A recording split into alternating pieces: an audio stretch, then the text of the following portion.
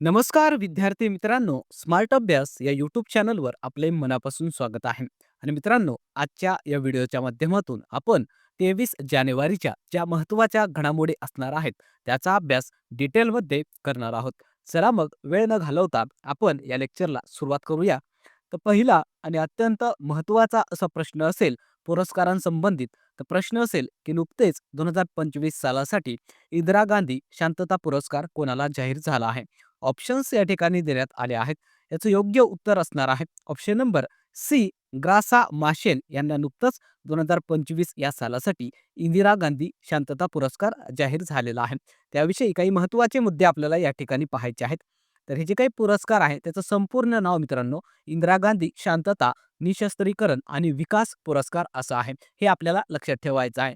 आणि यावर्षीच्या विजेत्या ठरलेल्या आहेत ग्रासा माशेल, ज्या की आपण बघितलं तर मोझाम्बिक या देशाच्या आहेत. यांना हे पुरस्कार का देण्यात आलेला आहे? कारण शिक्षण असेल, आरोग्य, पोषण आणि महिला सक्षमीकरण हे जे काही क्षेत्र आहेत, त्यामध्ये त्यांनी उल्लेखनीय कार्य केलेले आहेत. तसेच मानवी हक्कांचा जे काही लढा आहे, त्यासाठी त्या ओळखल्या जातात. म्हणून हा पुरस्कार त्यांना जाहीर झालेला आहे.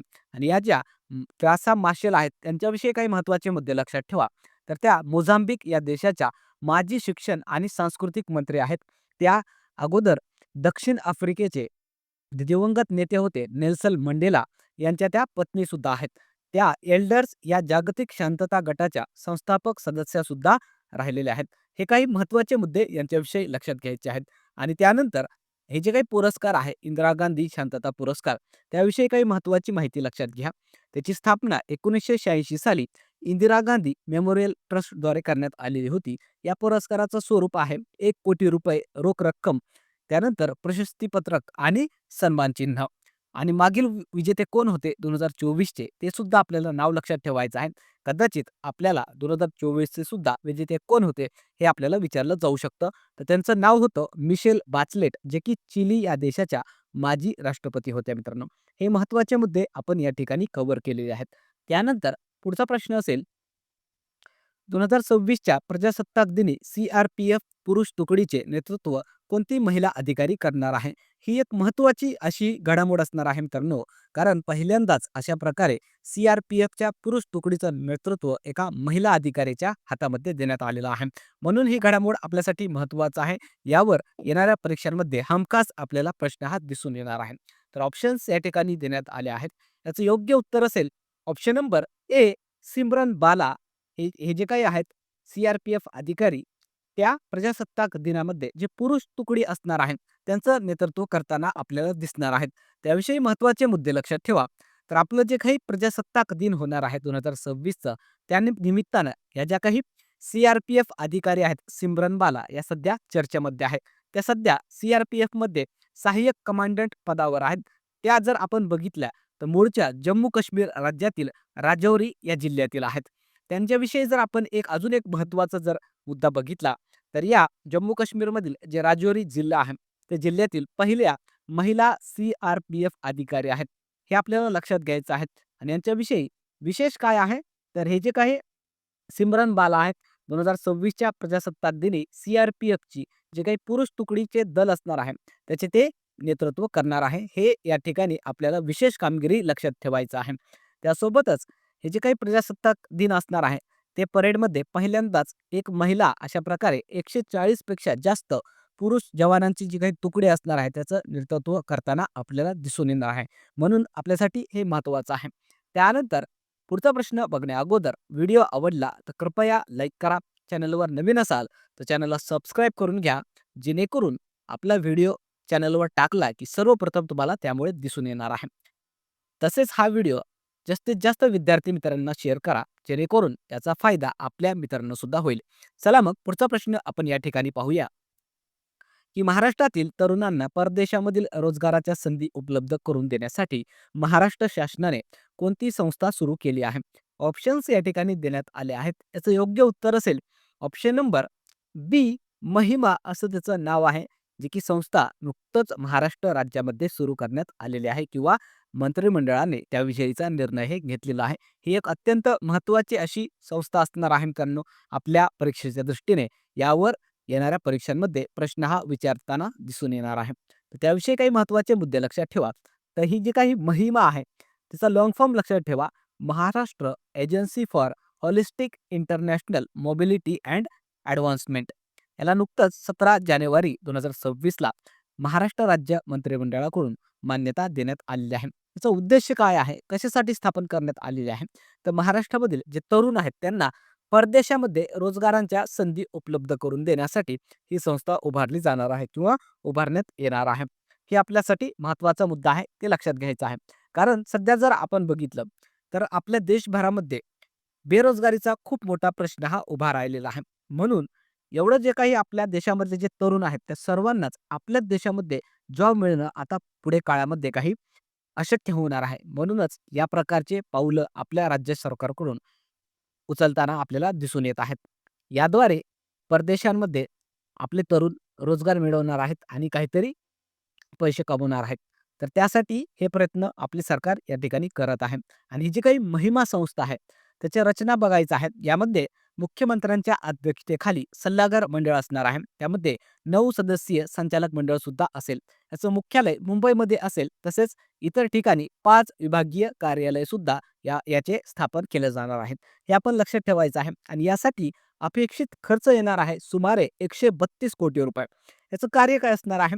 तर NSDL इंटरनॅशनल शासनाचे विविध विभाग तसेच जे कौशल्य विद्यापीठ आहेत इत्यादीच्या साहाय्याने परदेशामधील जे काही रोजगार आहे त्याच्यासाठी एक इकोसिस्टम, एक प्रकारची अशी व्यवस्था विकसित करणे, ज्याद्वारे तरुणांना लवकरात लवकर जॉब मिळेल, रोजगार मिळेल आणि त्यांच्या ज्या काही गरजा आहेत त्या पूर्ण होतील, त्याला थोडेफार पैसे कमवता येतील. हेच एक बेसिक या संस्था उघडण्यामागचा उद्देश आपल्याला दिसून येतो. तर हे आपल्यासाठी महत्त्वाची संस्था आहे. त्याचं नाव लक्षात ठेवायचं आहे. त्यानंतर पुढचा प्रश्न असेल, नुकतेच ऑपरेशन प्रहार कोणत्या राज्यामध्ये राबवण्यात आले आहे? ऑप्शन्स या ठिकाणी देण्यात आले आहेत. याचं योग्य उत्तर असेल ऑप्शन नंबर सी, पंजाब या राज्यामध्ये हे ऑपरेशन प्रहार नुकतंच राबवण्यात आलेलं होतं. त्याविषयी काही महत्त्वाचे मुद्दे बघा.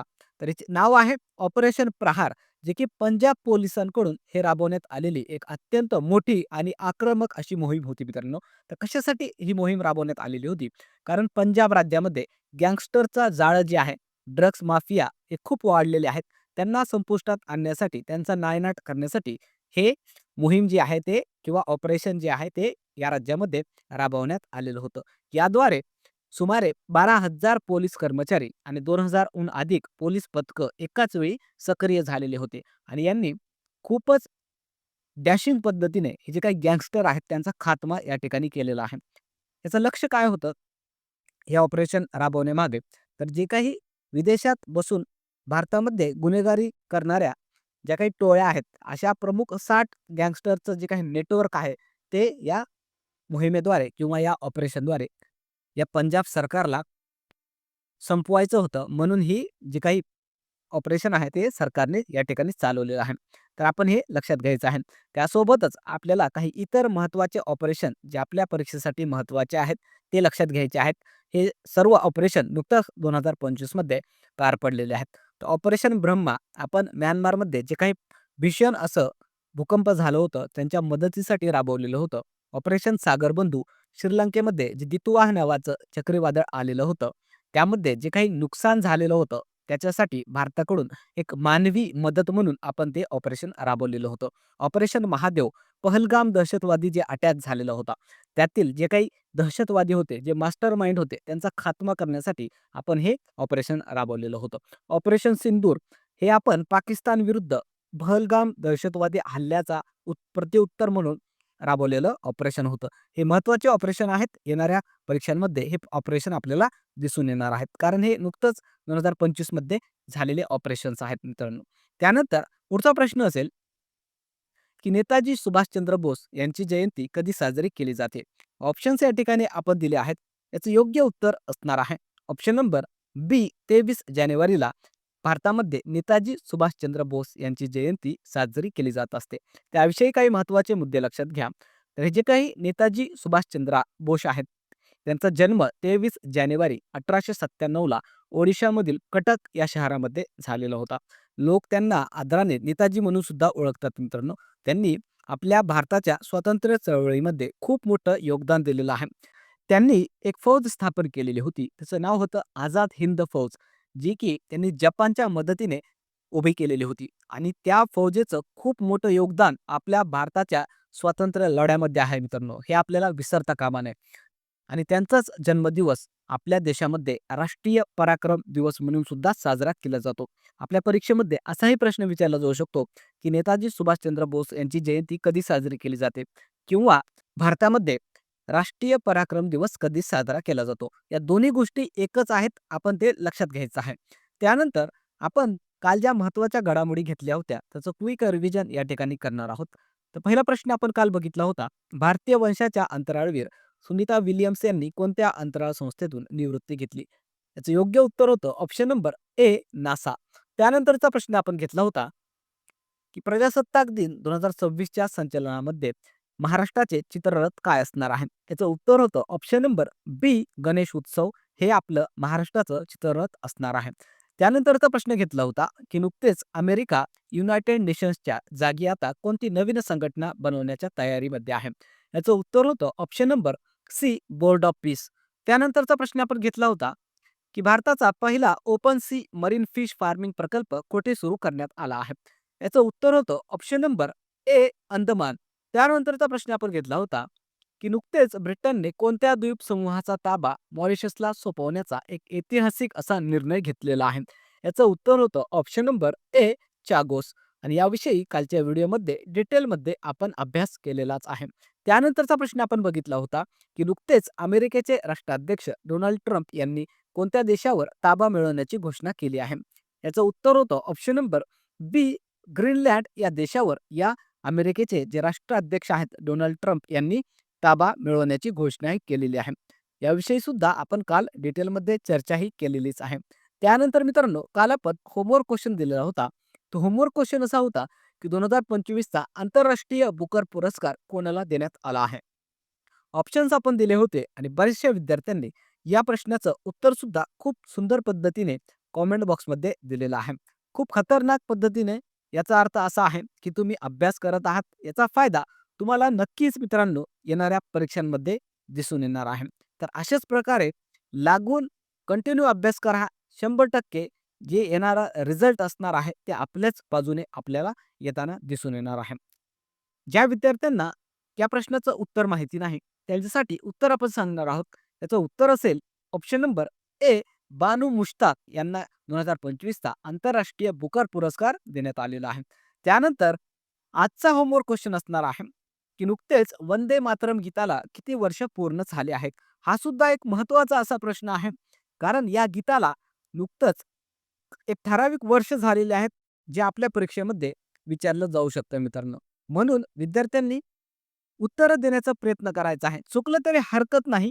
जरी नाही आलं तरी आपण उद्याच्या व्हिडिओमध्ये या प्रश्नाचं उत्तर तुम्हाला सांगणारच आहोत. म्हणून सर्वांनी उत्तर देण्याचा प्रयत्न करा. यामुळे काय होणार आहे मित्रांनो, तुम्ही जर फक्त एक प्रयत्न जरी दाखवला उत्तर देण्याचा आणि जरी चुकलं, तर उद्याला जाऊन आपण अशी काहीतरी चूक केली होती, हे आपल्याला परीक्षेत आठवतं आणि त्या ठिकाणी आपण बरोबर उत्तर टिक मार्क करून येत असतो. हा फायदा होत असतो प्रश्न सोडवल्याचा मित्रांनो. म्हणून उत्तर सर्वांनी देण्याचा प्रयत्न या ठिकाणी करायचाच आहे. त्यानंतर थांबणार आहोत या ठिकाणी. व्हिडिओ आवडला तर व्हिडिओला लाईक करा. चॅनलवर नवीन असाल तर चॅनलला सबस्क्राईब करा. तसेच आपलं जे टेलिग्राम चॅनल आहे स्मार्ट अभ्यास 555 त्याला जॉईन करून घ्या. त्या ठिकाणी विद्यार्थ्यांसाठी आपण मोफत नोट्स प्रोव्हाइड करत असतो. थांबूया मग पुन्हा भेटूया उद्याच्या व्हिडिओमध्ये. तोपर्यंत धन्यवाद.